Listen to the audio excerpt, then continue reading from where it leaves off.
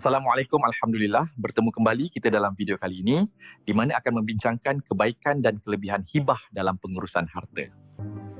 Antara kelebihan utama hibah ialah ia mengurangkan risiko pergaduhan waris.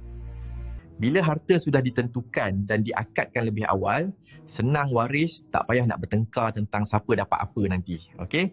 Harta pusaka yang telah diakad hibah tidak lagi perlu melalui proses pusaka yang panjang bertahun-tahun dan memeningkan kepala. Tidak tertakluk kepada faraid, tidak perlu bicara mahkamah dan tidak berpanjangan hingga bertahun-tahun lamanya membuat pemilikan harta pusaka. Hibah sangat sesuai untuk melindungi isteri atau suami, anak bawah umur, anak angkat, ibu bapa yang uzur.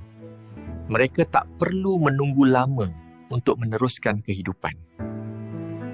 Hibah boleh dibuat mengikut keperluan. Rumah, tanah, simpanan atau aset tertentu semuanya boleh dirancang dengan jelas dan teratur. Ada yang risau, kalau buat hibah, nanti saya tak boleh guna harta tu lagi. Buat perancangan hibah yang betul dan telus, hak dan kepentingan pemberi akan terpelihara dengan baik.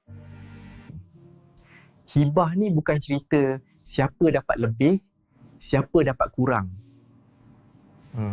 Ini merupakan satu amanah yang kita pikul bersama, lambang kasih sayang sesama ahli keluarga serta jaminan ketenangan buat keluarga yang kita tinggalkan apabila kita sudah tiada nanti. Rancanglah hibah semasa kita masih sihat dan berupaya. Kerana perancangan hari ini adalah perlindungan untuk esok. Sampai di sini sahaja. Ikuti sambungan perbincangan ini tentang topik hibah di bahagian seterusnya. Layari pewarisan.my untuk buat perancangan pewarisan dan jika ada masalah boleh cuba tanya Alia di WhatsApp.